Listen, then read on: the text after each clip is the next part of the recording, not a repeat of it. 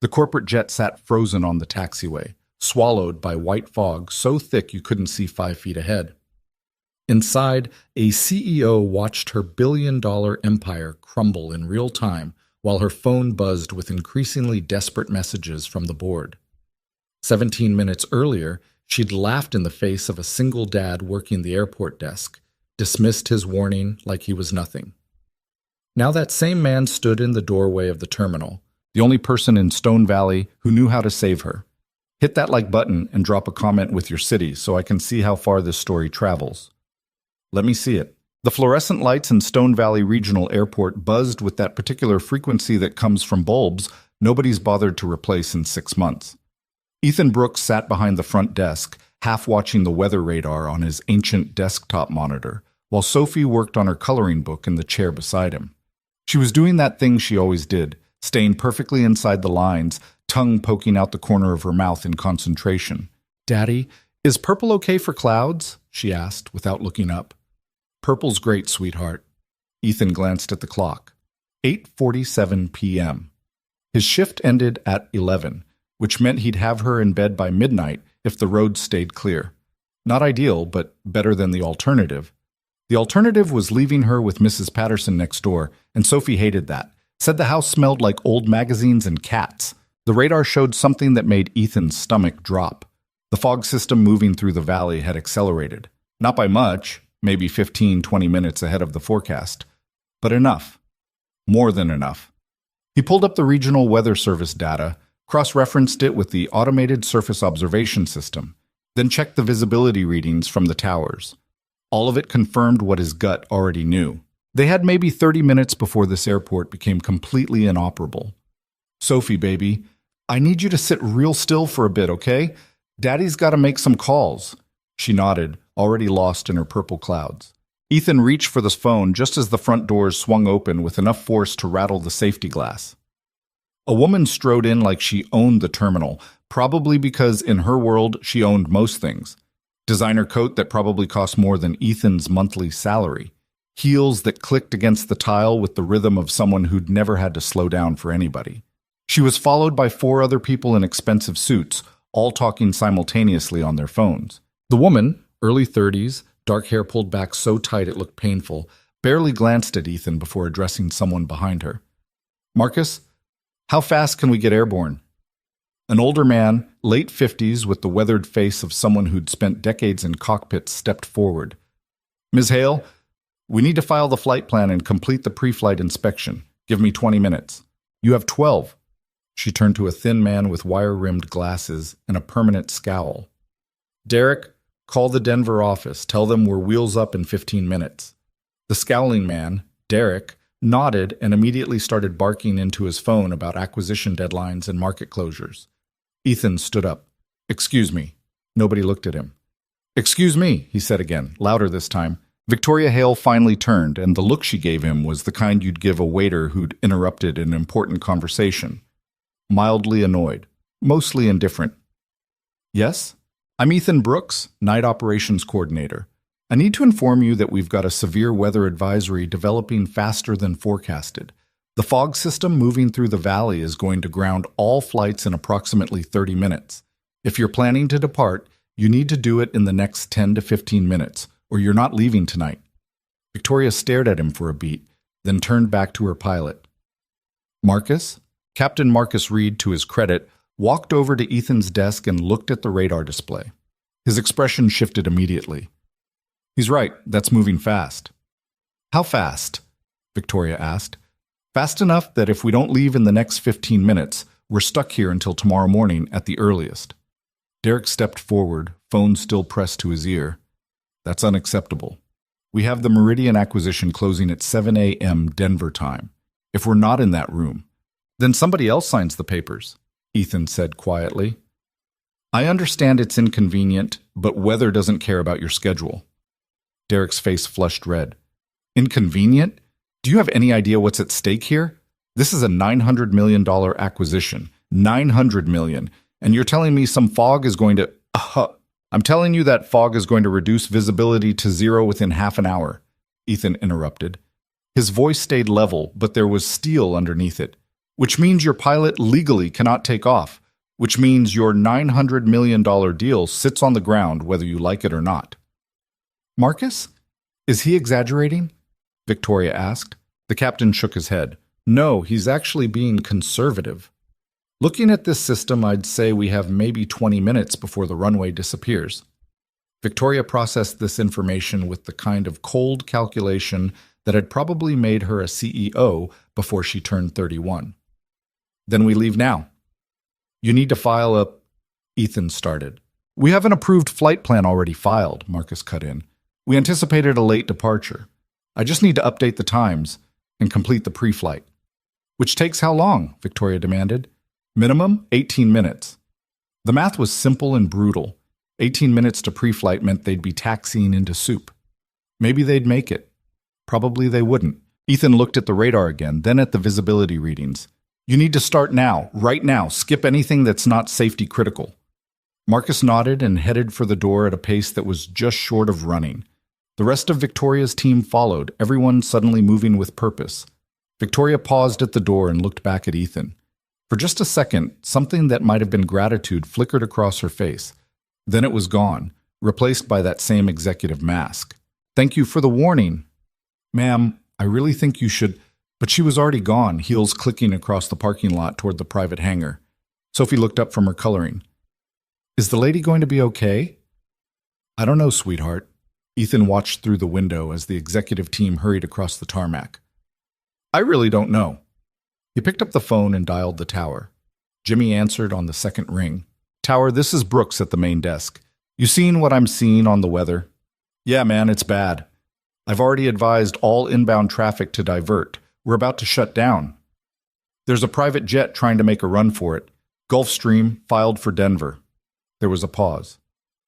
They know they've got maybe 10 minutes? They know. Jesus. Okay, I'll keep the lights on as long as I can, but Ethan, if that fog hits before they're airborne, I know. Ethan hung up and turned back to his monitor. The fog bank crept across the screen like a living thing, swallowing the valley mile by mile. He'd seen systems like this before, back when he worked for Atlas Regional Airlines, back before everything fell apart, back when he was good at his job instead of just adequate, back when Sarah was still alive. Sophie went back to her coloring, completely unconcerned. That was the gift of being 6. You trusted that the adults around you would handle things. You didn't know yet that sometimes the adults were just as lost as everybody else. 10 minutes crawled by. Then 12. Then 15. Ethan stepped outside onto the observation deck. The air was already thick with moisture, that particular smell that comes right before fog rolls in heavy. In the distance, he could see lights on the private hangar, could see figures moving around the Gulf Stream. His phone buzzed. Jimmy from the tower. Ethan, I'm shutting it down. Visibility just dropped below minimums. That jet's not going anywhere tonight. Copy that. Ethan ended the call and watched as the fog swallowed the runway whole, turning the entire airport into a wall of white nothing. 60 seconds later, his desk phone rang. He walked back inside, already knowing what he'd hear. Stone Valley Regional, this is Ethan. This is Captain Reed. We're stuck on the taxiway. Can't see more than 20 feet. We're shutting down and returning to the hangar. Understood. Do you need a ground vehicle to guide you back? Negative. We'll creep back on our own. But I need you to arrange ground transportation for my passengers. They're going to need hotels. Captain, this is Stone Valley. We have exactly one hotel, and it's got 14 rooms. On a Thursday night in October, I'd guess maybe half of those are available. There was a long silence. They're not going to like that. No, Ethan agreed. They're really not. 20 minutes later, Victoria Hale walked back into the terminal, looking like someone had just set fire to her entire world. Her perfect composure had developed cracks. Her coat was unbuttoned. Her hair had come partially loose from that severe bun. Behind her, Derek was red-faced and shouting into his phone about impossibilities and incompetence. Victoria walked straight to Ethan's desk and stopped. Just stopped and stared at him with an expression he couldn't quite read. You tried to warn us, she said finally. Yes, ma'am. We didn't listen. No, ma'am. Her jaw tightened. How long until we can leave? The fog system should clear by mid-morning, probably around 10 or 11 a.m. Maybe later if it stalls over the valley. That's too late. The acquisition closes at 7 a.m. Denver time. If I'm not physically present in that boardroom, she stopped herself, shook her head. You don't care about any of that. I care that you're safe, Ethan said quietly, whether you believe that or not. Derek slammed through the doors, still on his phone. When he finished his call, he turned to Victoria with barely contained fury. The board says if we miss the signing, Huntington Corp is going to invoke the penalty clause. We'll lose the acquisition and pay $50 million in damages. $50 million, Victoria. This is a disaster. I'm aware, Derek. Are you? Because from where I'm standing, we just got grounded at some nowhere airport in the middle of... He gestured vaguely at the windows, at the fog, at everything. This, because apparently their weather service can't predict a fog bank. Actually, Ethan said, keeping his voice neutral, the National Weather Service predicted it accurately. It just accelerated by about 20 minutes. Weather does that sometimes. Derek turned on him like he'd found a target for all his frustration. Oh, that's fantastic. 20 minutes. We missed our window by 20 minutes because you people can't... Derek, Victoria's voice cut through the terminal like a knife. Stop. Stop, Victoria. This is his fault. If he'd warned us earlier, he warned us when we arrived. You heard him. I heard him. We chose not to listen. He's an airport clerk at a regional facility in the middle of nowhere. Forgive me for not taking meteorological advice from... Careful. Ethan's voice was quiet, but something in it made Derek take a step back. Be very careful what you say next. Sophie looked up from her coloring book, watching the angry man with wide eyes. Derek noticed her for the first time. You brought your kid to work? I'm a single parent. Yes, sometimes my daughter comes to work with me during night shifts. Is that a problem? It's unprofessional. So is screaming at strangers in an airport terminal, but here we are. Derek's face went from red to purple. He opened his mouth to say something, probably something he'd regret, but Victoria cut him off. Derek, go book whatever hotel rooms are available. Take the rest of the team. I'll handle this. Victoria, now Derek. The COO stalked off, radiating anger. The rest of the executive team followed, leaving Victoria alone with Ethan and Sophie in the terminal. Victoria stood there for a long moment, and Ethan watched something shift in her expression. The mask came down. What was underneath wasn't pretty. Exhaustion, frustration, fear, anger all mixed together. I'm sorry, she said finally. About Derek, about all of this.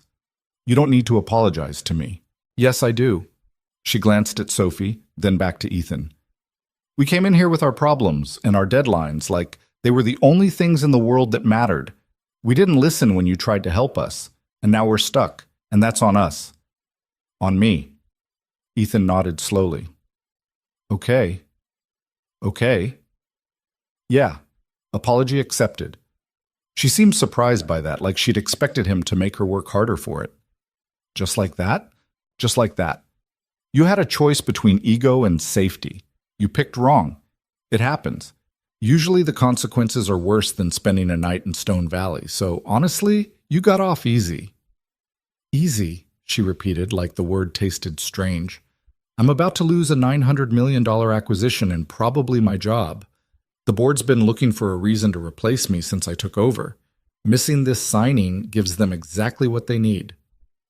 Then I'm sorry about that. Are you? Ethan considered the question seriously. Yeah, actually, I am. I don't know you, but I know what it's like to lose something you worked hard for. It's painful. So yeah, I'm sorry you're going through it. Victoria stared at him like he was speaking a language she didn't understand. Finally, she shook her head. I need to make some calls. She walked toward those windows, phone already pressed to her ear, and Ethan went back to his desk. Sophie had abandoned her coloring and was watching Victoria with that intense curiosity kids have. Is she sad, Daddy? Yeah, baby, I think she is. Because of the fog? Because of a lot of things. The fog's just part of it. Oh. Sophie thought about this, then went back to her purple clouds. Ethan pulled up his personal laptop, the one he kept in his desk drawer for slow nights, and started doing something he probably shouldn't have been doing on work time. He started researching alternative routes to Denver. The thing was, he knew Stone Valley. Had grown up here, left for 12 years to chase a career in aviation operations, then came back when Sarah got sick. He knew every road, every shortcut, every tiny regional airport within 100 miles. And he knew something that Victoria Hale and her executive team definitely didn't know.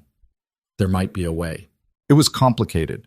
It would require perfect timing, a little bit of luck, and convincing a bunch of stressed-out executives to trust a small-town airport coordinator they'd already dismissed once tonight. But it might work. He was still running the calculations when Victoria came back to the desk.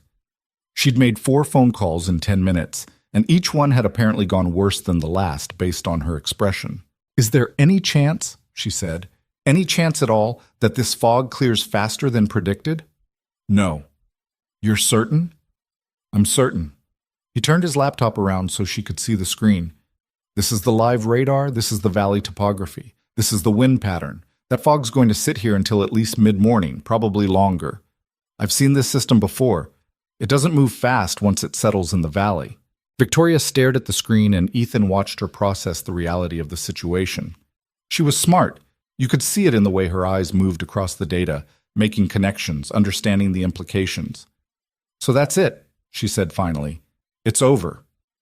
"Maybe not." She looked up sharply. "What?" "There might be another option. It's not perfect, and it's going to require you to trust me more than you probably want to, but it exists." "I'm listening." Ethan pulled up a map of the region. Northbridge International Airport is 40 miles north of here. They're outside the fog system. I made some calls while you were talking to your board. There's a charter service there that has one more flight to Denver tonight. It leaves at 11:30 p.m. If we leave right now and drive fast, you might make it. Victoria's expression shifted from despair to cautious hope. "Why didn't you mention this earlier?" "Because 15 minutes ago it wasn't an option. The charter was fully booked, but I know the operations manager at Northbridge. We worked together years ago at Atlas Regional. I called in a favor. He bumped some passengers who were flying standby. You and your team now have 6 seats on that flight. But you need to leave right now, and you need to understand something." "What?" "The drive to Northbridge normally takes 45 minutes. In this fog, on these roads, at night, it's going to take longer. A lot longer. And it's going to be dangerous. The highway's probably already shut down because of the fog, which means we'll have to take back roads, service roads. Some of them aren't even paved. Your team is going to have to follow me in the dark through conditions that are going to make everyone nervous, and you're going to have to trust that I know what I'm doing." "Why would you do this?" Victoria asked. "We were horrible to you." "Because it's the right thing to do. And because my daughter's watching, and I want her to see that you help people even when they don't deserve it, especially when they don't deserve it." Victoria glanced at Sophie, who was now watching both of them with interest. "I don't know what to say." "Say yes or no. We're burning time." She pulled out her phone and made one more call. "Derek, get everyone to the parking lot. Now. We're driving to Northbridge. Yes, I'm serious. Because we don't have a choice. Just do it, Derek." She hung up and looked at Ethan. "Okay, we're in. What do we need to do?" "Get your team into whatever vehicles you have. Follow me. Don't pass me, don't try to take shortcuts, don't use your GPS. The routes I'm taking won't be on any map. Just stay close and trust me. And if we don't make it, then you spend the night in Stone Valley, miss your acquisition, and probably get fired. But at least everyone gets home safe eventually. That's all I can promise." Victoria nodded slowly. "Safe is good. Let's go." Ethan started shutting down his station, calling Jimmy in the tower to let him know he was leaving early, gathering up Sophie's coloring books and stuffed rabbit. Sophie, sensing the shift in energy, started putting on her coat without being asked. "Are we going on an adventure, Daddy?" "Yeah, baby, we're going on an adventure." "Okay." She slipped her hand into his, completely trusting. "Is the sad lady coming too?" "Yeah, she's coming." "Good. Maybe the adventure will make her less sad." Ethan looked at Victoria, who'd overheard and was trying not to smile. "Maybe it will, sweetheart. Maybe it will." They walked out into the parking lot together. The fog had gotten worse, turning the world into a white void. Visibility was maybe 30 feet. The executive team stood next to 2 black SUVs, looking cold and miserable and deeply unhappy. Derek saw Ethan and his face twisted into something ugly. "This is our guide? The airport clerk with a kid in tow? This is the person who's giving us a chance to make the signing," Victoria said sharply. So unless you have a better idea, I suggest you get in the car and follow him. Ethan unlocked his old Ford Explorer, 12 years old, 160,000 miles, a small dent in the rear quarter panel from where he had backed into a pole 3 years ago, and helped Sophie into her car seat. She settled in with her stuffed rabbit, already half asleep. He climbed into the driver's seat, started the engine, and pulled up the route in his head. Not on GPS. In his head. Because he'd driven these roads 1,000 times, knew every turn, every pothole, every stretch where the asphalt gave way to gravel. Victoria's voice came through his open window. "We're ready. Stay close. If you lose sight of my taillights, taillights. Slow down, but don't stop. I'll wait for you. And tell everyone to turn off their high beams. They just reflect off the fog and make visibility worse." "Got it." Ethan pulled out of the parking lot, watching in his rearview mirror as the 2 luxury SUVs fell in behind him. 3 vehicles carrying 8 people, 9 counting Sophie, heading into the worst fog Stone Valley had seen in 3 years, chasing a charter flight that might already be gone. The odds weren't great. But Ethan had learned a long time ago that you don't give up just because the odds are bad. You keep moving forward. You do the next right thing. You take care of the people who need taking care of. Even when those people didn't take you seriously. Even when they looked at you and saw nothing worth respecting. Even when they made it clear you were beneath their notice. You helped them anyway. Because that's what Sarah would have done. That's what he wanted Sophie to learn. That's who he was trying to be. The fog swallowed them whole as they left the airport behind. 3 pairs of headlights cutting through the white darkness, heading north on roads that didn't exist on any map, chasing a deadline that was already slipping away. In the back seat, Sophie hummed quietly to herself, holding her stuffed rabbit, trusting completely that her father would get them where they needed to go. Ethan just hoped he could live up to that trust. For all of them. The first 5 miles were easy enough. Route 47 heading north out of Stone Valley was a straight shot, 4 lanes wide, well maintained. Ethan kept his speed at 45, even though visibility had dropped to maybe 20 feet. Behind him, the 2 SUVs stayed close, their headlights creating halos in the fog. Sophie had fallen asleep within minutes, her head tilted against the car seat, stuffed rabbit clutched tight. Ethan envied her that, the ability to just shut down and trust that everything would work out. He couldn't remember the last time he'd slept that easily. His phone rang. "Victoria." "Yeah?" "How much further to the highway turnoff?" Her voice was tight, controlled, professional. "About 2 miles. But we're not taking the highway." Silence on the other end. Then, "What?" "Highway's going to be shut down by now. State police always close it when fog gets this bad. Too many accidents. We're taking County Road 12 instead." "County Road 12 isn't on my GPS." "I know. That's why you're following me." Another pause. "Ethan, how bad are these roads going to get?" He appreciated that she asked directly instead of dancing around it. "Some of them are rough. Some aren't paved. You've got good vehicles, so you'll be fine as long as you stay behind me and don't try to go faster than I'm going." "Derek's already complaining that you're driving too slow." "Derek can complain all he wants. We're not racing. We're trying to arrive alive." "Fair point." She hung up. The turnoff for County Road 12 appeared out of the fog like a ghost. Ethan slowed to 30, turned right onto a 2-lane road that immediately narrowed. The asphalt here was older, cracked in places, with no center line painted. Trees pressed in close on both sides, their branches creating a tunnel that made the fog even thicker. This was the part where people usually got nervous. City drivers especially. They saw narrow roads and darkness and fog, and their instinct was to speed up, to get through it faster. That instinct got people killed. Ethan kept it at 35. Steady, no sudden movements. His phone rang again. Not Victoria this time. Derek. "This is Ethan." "What the hell kind of road is this?" Derek's voice was sharp with anxiety, trying to disguise itself as anger. "There's no lighting, no lane markers, nothing. Are you sure this is the right way?" "I'm sure." "Because if you get us lost out here..." "Derek, I've driven this road about 500 times. I know exactly where I'm going. What I need from you is to stay calm, follow my taillights, and let me do my job. Your job is supposed to be sitting behind a desk at a regional airport, not playing tour guide through the middle of nowhere." Ethan felt his jaw tighten. He took a breath. Let it out slow. You want to turn around and wait for the fog to clear? That's your choice. Nobody's forcing you to follow me. But if you want to make that charter flight, this is the route. Your call. He could hear Derek breathing hard on the other end. Finally, just drive. Ethan hung up and focused on the road. The fog was doing strange things with depth perception, making it hard to judge distance. A tree that looked 50 feet away turned out to be 10. A curve that seemed gentle turned sharp. He'd driven in conditions like this before, back when he was doing regional operations coordination, back when weather was just another variable to account for in his workday. That felt like a different life now, a different person. The road curved left, then right, then began a gradual descent into what locals called the lower valley. The fog thinned slightly as they dropped in elevation, visibility improving to maybe 40 feet. Small mercies. Ethan's phone buzzed with a text. Victoria. How much longer? He glanced at the clock. 9:23 p.m. They'd been driving for 18 minutes and covered maybe 8 miles. The charter left at 11:30.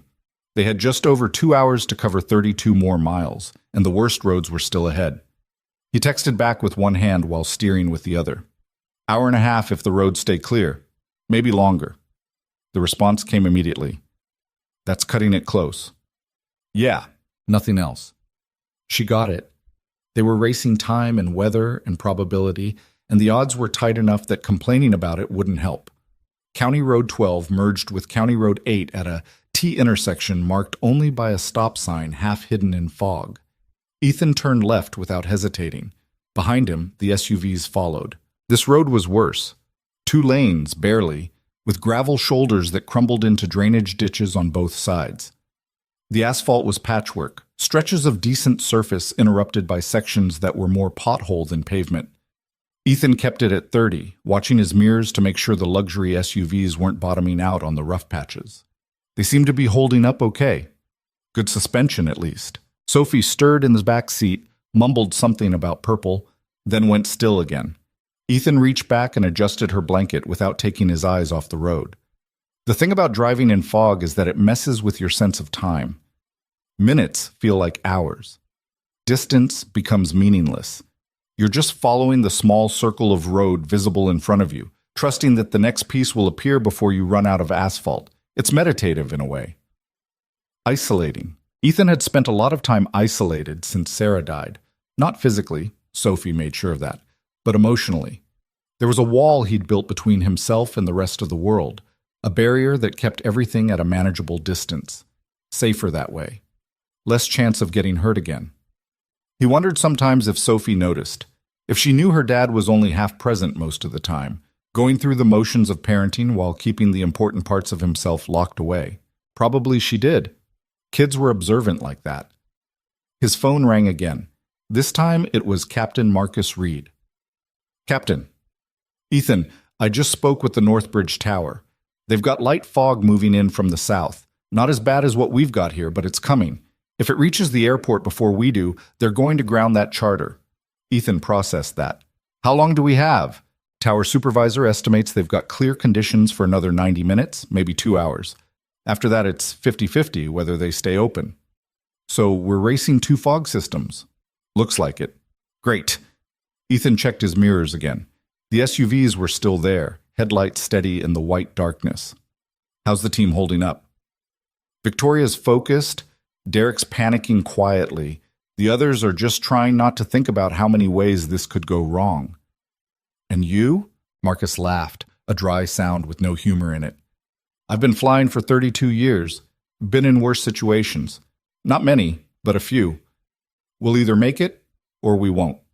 Nothing to do but keep moving forward. That's pretty much where I'm at. Yeah. A pause. Ethan, I looked you up while we were stuck at the airport. You used to work for Atlas Regional, right? Senior Operations Coordinator? That was a long time ago. You were good at it. I remember hearing your name. You helped coordinate that emergency landing in Cleveland during the ice storm, 6 years back? 7. Right, 7. That was impressive work. You saved a lot of lives that night. Ethan didn't respond. He didn't like thinking about Cleveland, about that version of himself who'd been competent and respected and whole. That person had died with Sarah. Marcus seemed to sense the silence meant drop it. Anyway, I just wanted to say thanks for doing this. You didn't have to. Yeah, I did. Why? Ethan thought about that. Because my daughter's watching, and I want her to learn that you help people when you can, even when it's hard, especially when it's hard. She's lucky to have you. I'm lucky to have her. Marcus hung up, and Ethan went back to focusing on the road. They were passing through farmland now, fields stretching out on either side, invisible in the fog but present nonetheless. He could smell them, that particular scent of turned earth and livestock and growing things.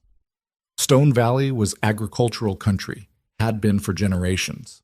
People here worked hard, kept to themselves, took care of their own. Ethan had left all that behind when he was 22, chasing bigger dreams in bigger cities. Atlanta first, then Chicago, then Cleveland. Climbing the ranks at Atlas Regional, building a career, proving he was more than just a small-town kid with decent grades and a work ethic. He'd proven it too. Made senior coordinator by 28. Married Sarah at 29. Life was good. Life was exactly what he'd planned. Then Sarah got sick, and all those plans turned to smoke. They'd moved back to Stone Valley because Sarah wanted to be near her parents for treatment. Stage 3 breast cancer, aggressive, fast-moving. The doctors in Cleveland said she had options, clinical trials, experimental treatments. The doctors in Stone Valley said, make her comfortable. Sarah chose comfortable. She lasted 18 months. Long enough to see Sophie turn 4. Not long enough for so many other things. After she died, Ethan had intended to go back to Cleveland, back to his career. But Sophie had started kindergarten here, had friends, had Sarah's parents 10 minutes away, had stability. So Ethan stayed, took the job at Stone Valley Regional because it paid enough and the hours were flexible, and it kept him in aviation without the stress that had consumed his life before. It was a good job, a fine job. He didn't hate it, but every single day he felt like a ghost haunting his own life, going through motions that used to mean something and now just filled time. The road curved sharply right, and Ethan slowed to 25. The SUVs behind him slowed too, professional drivers who knew better than to crowd in these conditions. His phone buzzed. Text from Victoria. Everything okay? He thumbed back. Yeah, sharp curves ahead, stay slow. Okay? There was something almost funny about texting a CEO who was probably worth 50 times what he made in a year, instructing her to stay slow and having her just say okay. No argument, no ego, just okay. Maybe she was learning. Or maybe she was just desperate enough to take advice from anyone, even a small-town airport coordinator she'd dismissed 3 hours ago. Probably the latter. The curves continued for another 2 miles, hairpin turns that dropped elevation steadily. They were descending into the river valley now, following an old logging road that had been paved over sometime in the 1970s. The asphalt here was terrible, cracked and buckled from decades of freeze-thaw cycles and heavy trucks and general neglect. Ethan's Explorer handled it fine. It had handled worse, but he could hear the SUVs bottoming out occasionally on the rough patches. Expensive vehicles, but built for highways and parking garages, not backcountry roads in the middle of nowhere. They'd survive. Probably need some suspension work after this, but they'd survive. At the bottom of the descent, the road flattened out and ran parallel to Miller's Creek for about 3 miles. The fog was thicker here, moisture from the creek mixing with the general soup to create visibility that couldn't have been more than 15 feet. Ethan dropped to 20 miles per hour and turned on his hazard lights so the vehicles behind him had something bright to follow. This was the dangerous part. Not because of the road conditions, but because of wildlife. Deer loved this stretch, especially at night. One deer jumping in front of a car at 20 miles per hour was a bad night. One deer jumping in front of 3 vehicles traveling in convoy through fog was a disaster waiting to happen. Ethan kept his eyes moving, scanning the edges of his headlight beams for any sign of movement. Nothing yet. Small mercies. Sophie woke up. Daddy? Hey, baby, you okay? I'm thirsty. There's a juice box in the bag behind my seat. Can you reach it? Sounds of rustling, then a satisfied hum. Got it. Good girl. Are we almost there? Not yet. We've got about an hour left, maybe more. Okay. The sound of juice being consumed through a straw. Then, Daddy, why is the sad lady sad? Ethan glanced in the rearview mirror. Sophie was looking at him with those big brown eyes that were so much like Sarah's, it sometimes hurt to look at them directly. She's sad because she might lose something important to her. What's she going to lose? Her job, probably. Maybe other things, too. Sophie thought about this while drinking her juice. That's really sad.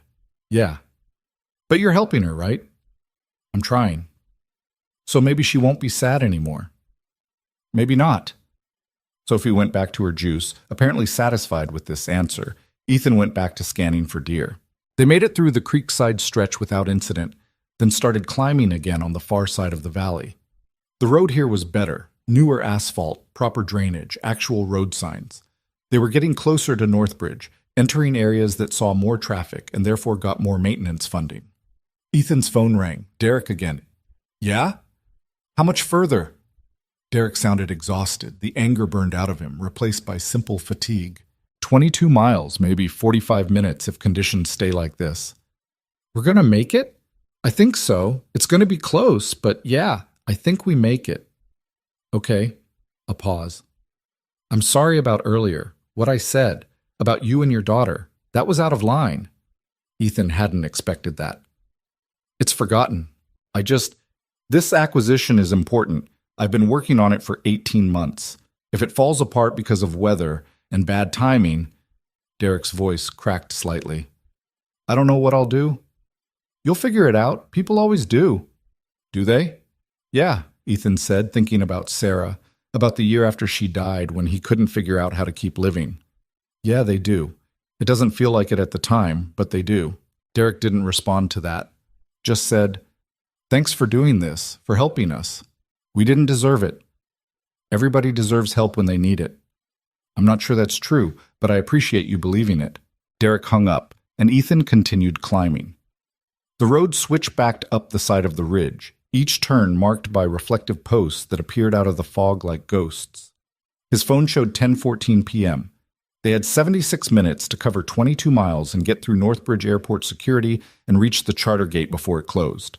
Tight, really tight, but possible. At the top of the ridge, the fog finally started to thin. Not disappear, they were still driving through soup, but thin enough that visibility improved to maybe 50 feet. Ethan increased speed to 45, watching his mirrors to make sure the SUVs could keep up. They could. The descent on the north side of the ridge was gradual, the road winding through pine forest that smelled sharp and clean, even through the closed windows of the Explorer. This was the home stretch. 12 more miles to Northbridge, half of it on actual highway. Ethan let himself believe just for a moment that they might actually pull this off. That's when his phone rang with a call from Northbridge Operations. This is Ethan? Ethan, it's Jim Calloway at Northbridge Ops. We've got a problem. Ethan's stomach dropped. What kind of problem? Fog's moving in faster than forecasted. We're still operational, but the charter service is getting nervous. They want to leave early if possible. How early? They're saying 11:15 instead of 11:30. Ethan looked at the clock. 10:19 p.m. 56 minutes to cover 12 miles and get 6 people through security and to the gate. Doable, but just barely. Can you ask them to hold until 11:30? We're close. Really close. I asked. They said no.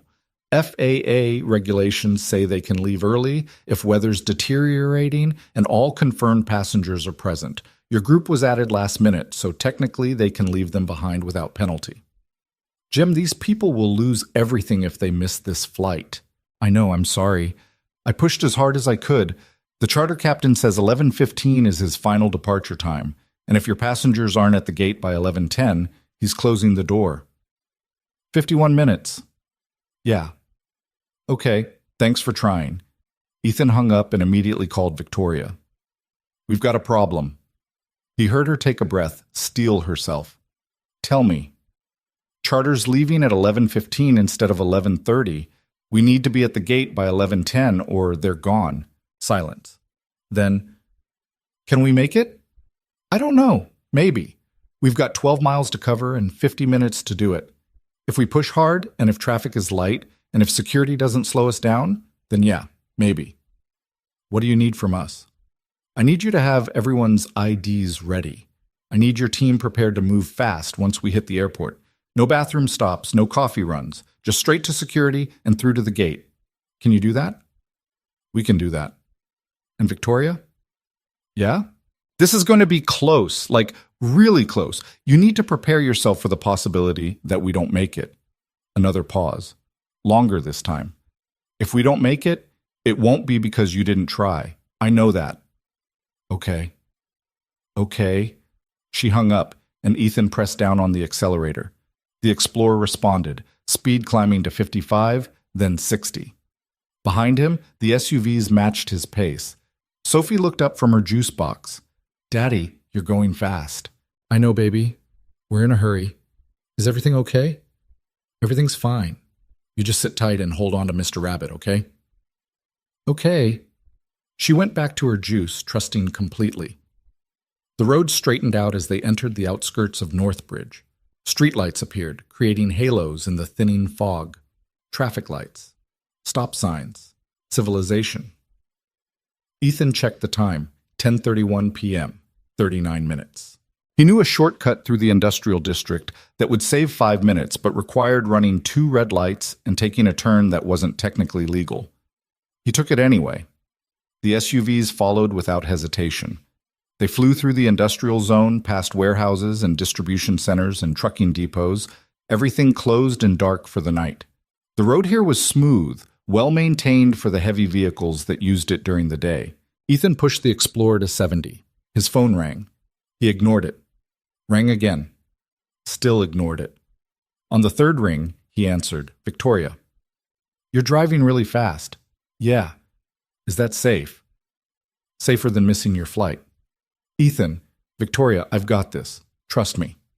She hung up. The industrial zone gave way to commercial strips, then residential neighborhoods, then finally the clear zone around Northbridge International. The airport appeared out of the thinning fog like a fortress, all lights and concrete and purpose. Ethan checked the time. 10:47 p.m. 23 minutes. He pulled into the passenger drop-off zone going faster than the posted 15-mile-per-hour limit, hit the brakes hard enough to make the tires squeal, and threw the Explorer into park. Everyone out, now! Victoria's team piled out of the SUVs like they were evacuating a burning building.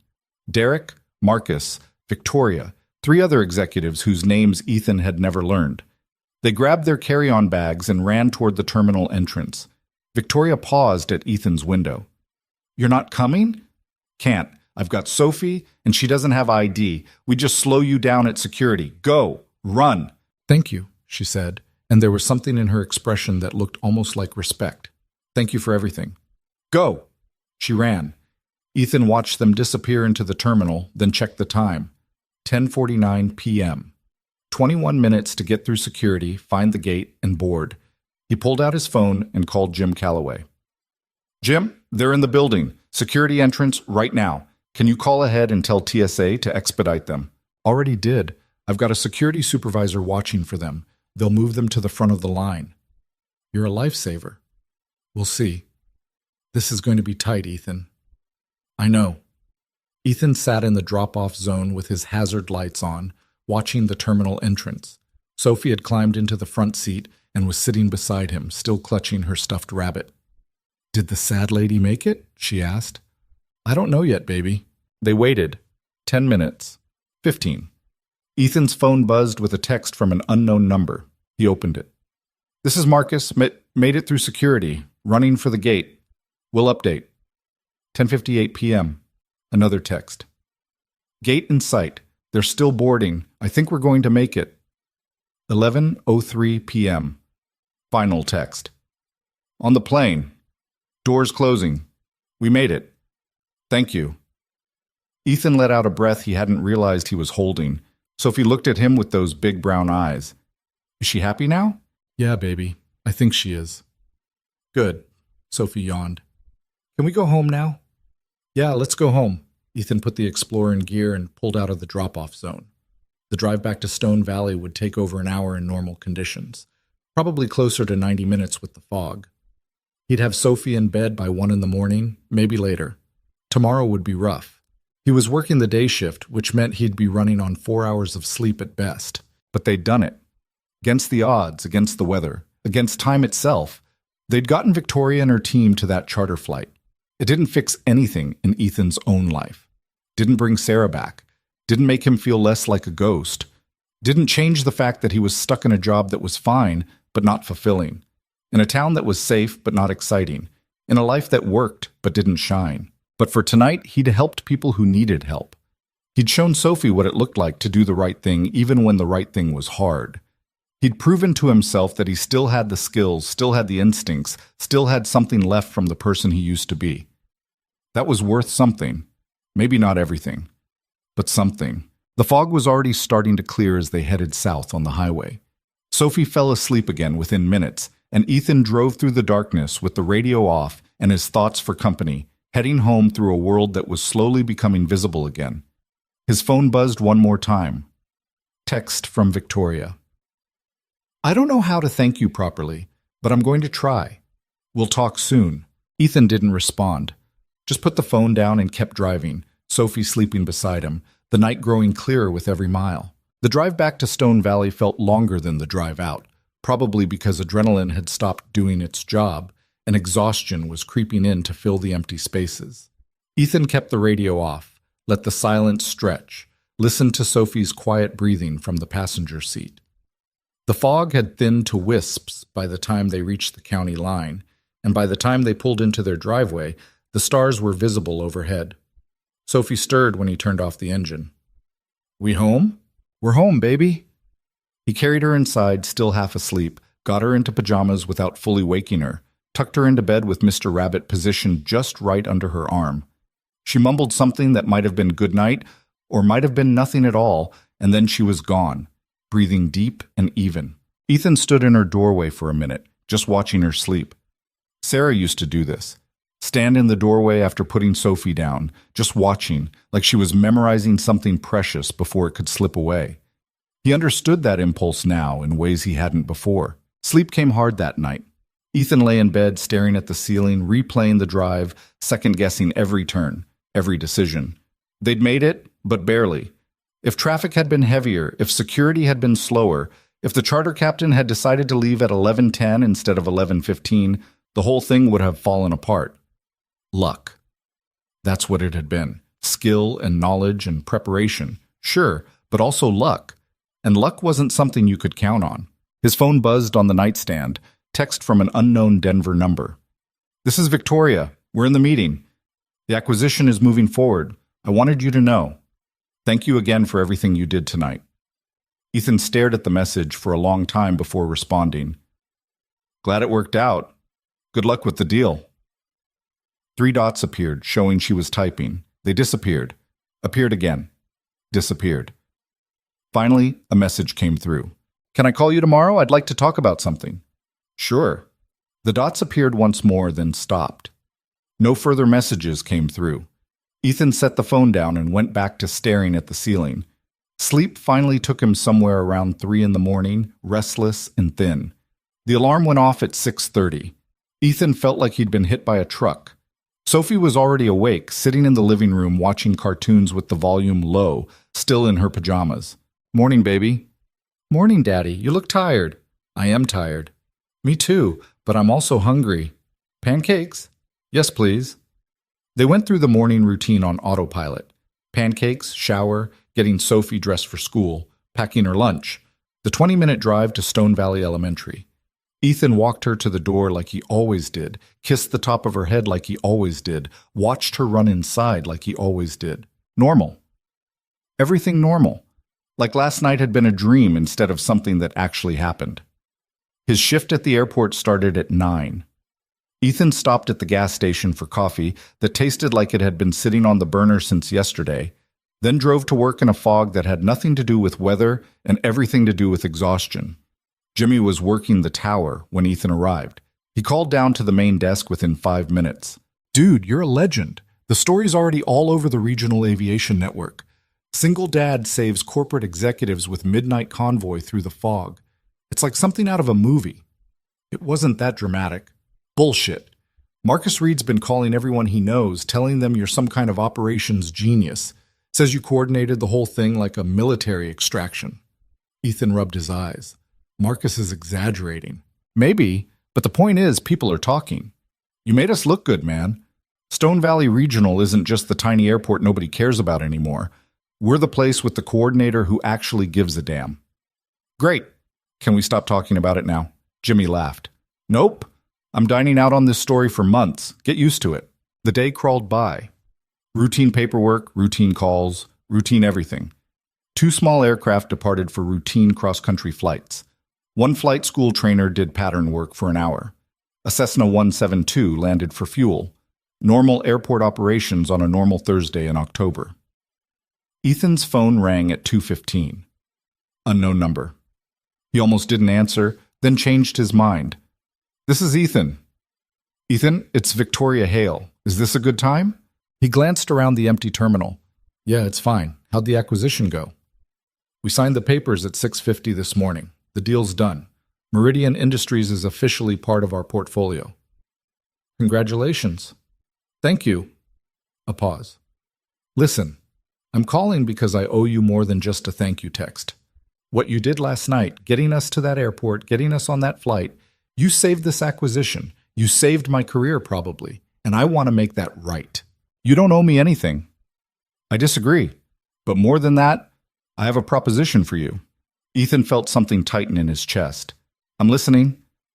I've been thinking about last night, about how you saw the problem before anyone else did, how you prepared a solution without being asked, how you executed under pressure without panicking. Those are skills our company needs, skills I need. Victoria Stoll, please let me finish. I'm offering you a position. Aviation Operations Advisor. You'd work directly with our executive team, consult on logistics, help us avoid the kind of disasters that almost happened last night. The pay is substantially more than what you're making now. The benefits are excellent. And here's the important part. The schedule is completely flexible. You could work from Stone Valley, set your own hours around Sophie's school schedule, travel only when absolutely necessary. Ethan didn't respond immediately. Couldn't. The offer was everything he should want. Better pay, better opportunity, a chance to use his actual skills instead of just managing a quiet regional airport. But I don't know, he said finally. You don't know? I'd need to think about it. Talk to Sophie, figure out if it's the right move. Victoria was quiet for a moment. Of course. I'm not expecting an answer today. Take your time. I'm sending you a formal offer letter by email tonight. Look it over. Think about it. Call me when you're ready to discuss details. Okay. Ethan, can I ask you something? Sure. Why are you hesitating? This is a significant step up from where you are now. Better everything. So why the hesitation? Ethan looked around the terminal. Empty chairs. Quiet desk. Windows looking out at runways where nothing much ever happened. It wasn't exciting. It wasn't prestigious. It wasn't the kind of job that impressed people at parties. But it was stable, predictable, safe. Because I've had the exciting career before, he said quietly. I've had the important job and the big responsibilities and the constant pressure. And when my wife got sick, none of it mattered. None of it helped. All it did was get in the way of being there for her. So I chose this instead. Chose stability over ambition. And I don't know if I'm ready to go back to that other life, even if the money's better. Victoria didn't respond right away. When she did, her voice was different, softer.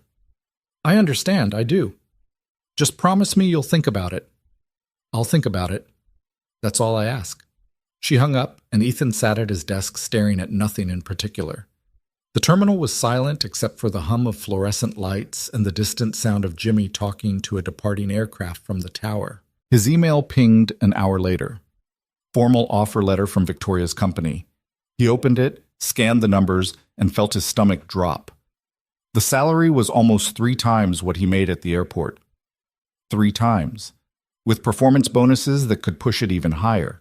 Benefits that included full medical, dental, vision, life insurance, 401k matching, education savings for Sophie. It was more money than he'd made even at the height of his career with Atlas Regional. And the schedule flexibility was real. The offer letter specified he could work remotely, set his own hours, decline travel that conflicted with family obligations. They'd even provide a home office stipend and technology allowance. It was perfect, except for the part where it wasn't. Ethan closed the email and went back to work. but the offer sat in his head like a stone, heavy and unavoidable. He picked Sophie up from school at 3:30. She climbed into the Explorer chattering about art class and how her friend Emma had shared cookies at lunch and how Mr. Patterson, the music teacher, had let them play tambourines. "Sounds like a good day," Ethan said. "It was a really good day. How was your day?" "It was okay.